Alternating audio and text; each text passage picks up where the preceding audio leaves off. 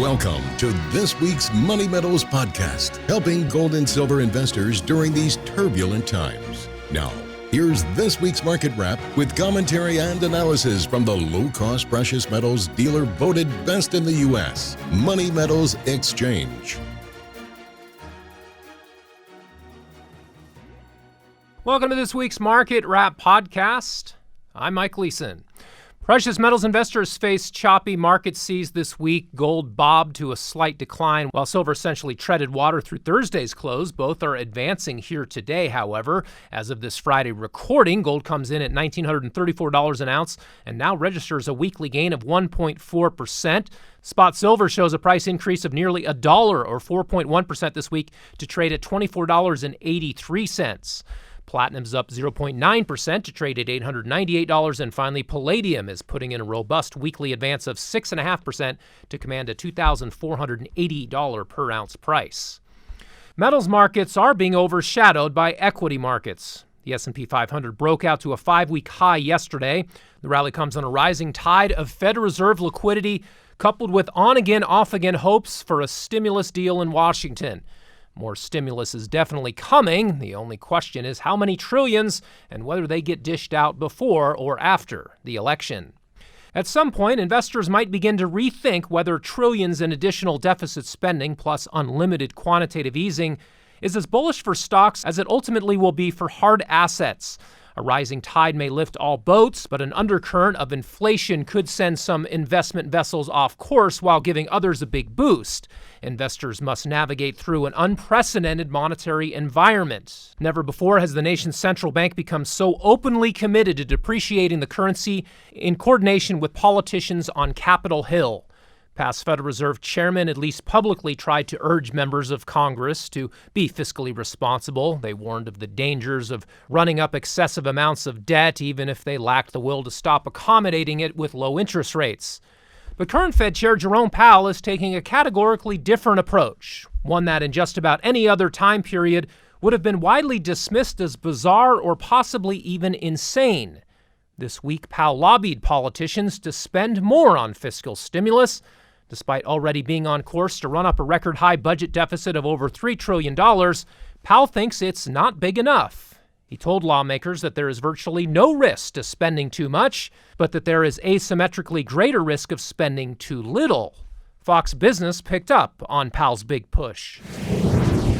This is the biggest push yet that I've seen from the Federal Reserve Chairman to get more fiscal stimulus into the economy. He says that too little fiscal stimulus put into this economy would cause possibly a weaker recovery. He says you cannot overdo the package. He says if it seems to be too large, he says the risk is low because that money would be helped anyway in order to get this recovery moving. The Federal Reserve will keep rates near zero until they believe they're at maximum employment and the inflation is on track to run moderately above 2% for some time. That was Edward Lawrence reporting there. If higher inflation and larger government deficits are the keys to a stronger economy, then what's the point of having the government collect taxes at all? According to Powell's own logic, tax evaders as well as currency counterfeiters are doing us all a favor by stimulating the economy and contributing to the depreciation of the U.S. dollar. Of course, to the elites who rule from Washington, it's all about control. They want monopoly control over the counterfeiting of the currency.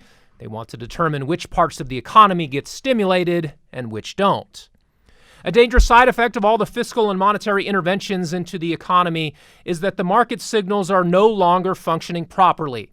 Fair value is no longer about what something is worth in a free market. It's about what speculators think the Federal Reserve might buy next, or Congress might rescue or subsidize next.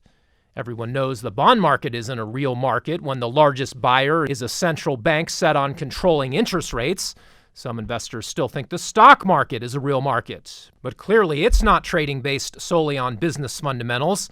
It's getting a massive artificial valuation boost that just so happens to be tied to growth in money supply. As artificial as these paper share markets may be, that doesn't necessarily mean they are overvalued in terms of U.S. dollars. A case could be made that the S&P is actually undervalued, not yet fully pricing in the trillions in phony fiat set to be pumped into the banking system and consumers' pockets so it can be capitalized on Wall Street. An even stronger case could be made that precious metals markets are undervalued in terms of both Federal Reserve notes and most other asset classes on the planet.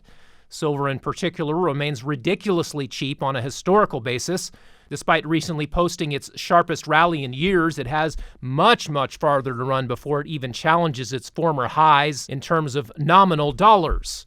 If the powers that be are actively trying to suppress silver and gold prices, while at the same time trying to stimulate higher inflation rates, something will have to give. They cannot succeed at both objectives, not in the long run. That should give long-term owners of bullion all the confidence they need to keep holding and keep exchanging their fiat money for hard money when opportunities present. In other news, a major bad actor within the retail precious metals industry just got busted big time for ripping off people looking to acquire gold and silver bullion. Regulators in 30 different states just joined together with the Commodities Futures Trading Commission and filed an unprecedented federal lawsuit and enforcement action against Barrick Capital, also known as Chase Metals or Metals.com, accusing the company of operating a large-scale precious metals fraud scheme. Barrick gathered leads of potential gold and silver investors and targeted them with aggressive sales tactics from boiler room phone banks, pressured to liquidate stocks in their IRA accounts, and then sold Canadian polar bear and other bullion coins priced 100 to 300% over the actual melt value. In other words, instead of selling bullion items for the typical 5 to 20% over silver spot price, they charged premiums amounting to $20 to $50 per ounce. The scheme went on for several years, with the company and its owners allegedly taking vulnerable investors for about $180 million. Even as gold spot prices surged to an all-time record high this year and silver more than doubled off its low, buyers of these ridiculously overpriced coins still lost money on them. The way to ensure that never happens to you or to someone you love who may be new to precious metals is to be informed. Part of our mission at Money Metals Exchange, from the very founding of our company over a decade ago, has been to educate Americans to recognize and avoid the bad actors that still operate in our industry. In fact, these slimy outfits may become even more prevalent as millions of new Americans wisely seek ownership of physical precious metals in the current environment of exploding debt, money printing, and economic devastation. Some of the gold dealers you see advertising on TV, especially those with high-priced celebrity spokespeople, are running unethical schemes. They gather leads and then hammer the prospects with high-pressure phone calls in an attempt to peddle their super marked-up gold and silver products, usually in the form of proof, commemorative, or supposedly rare coins. Fortunately, it's fairly easy to determine whether you're buying the right kind of precious metals product from the right kind of dealer. The right kind of product is one that derives nearly all of its value from its actual metal content. Expect to pay only a modest premium over current spot prices to cover minting costs plus the dealer costs of doing business. There can be periods of time, such as this year, where high demand and the resulting shortages cause premiums on coins, bars, and rounds to rise to some extent. But there are usually other items available where the higher premiums can be avoided. Always know the melt value of what you're buying, and make sure any markup you pay over the melt value is reasonable. As for much larger collectible, numismatic, or rarity premiums, these are entirely avoidable. Any coins marketed as such should be avoided entirely unless you have a keen interest in this highly specialized segment of the coin market and know in advance exactly how much premium you're willing to pay.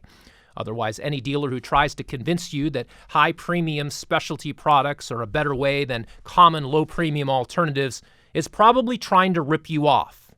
You can also check out a dealer's reputation online with the Better Business Bureau before becoming a client.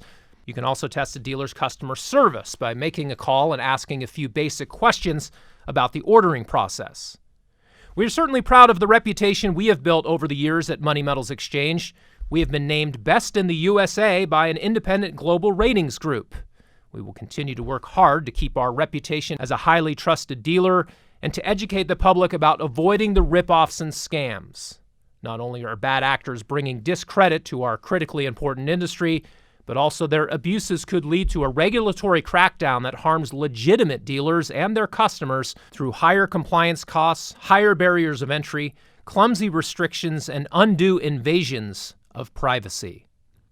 Well, that will do it for this week. Be sure to check back next Friday for our next weekly Market Wrap podcast. Until then, this has been Mike Gleason with Money Metals Exchange. Thanks for listening, and have a great weekend, everybody. Thank you for joining us for this week's Money Metals podcast. Be sure to come back next week. And don't forget to subscribe to our podcast through iTunes for answers to all of your questions, or to discreetly and securely buy or sell gold or silver coins, bars, and rounds. Call 1-800-800-1865 or visit www.moneymetals.com. Our knowledgeable and no-pressure specialists are standing by between 7 a.m. and 5:30 p.m. Mountain Time, Monday through Friday. Or you can lock in your order online, 24 hours a day, 7 days a week. Again, visit us at www.moneymetals.com or call 1-800-800-1865.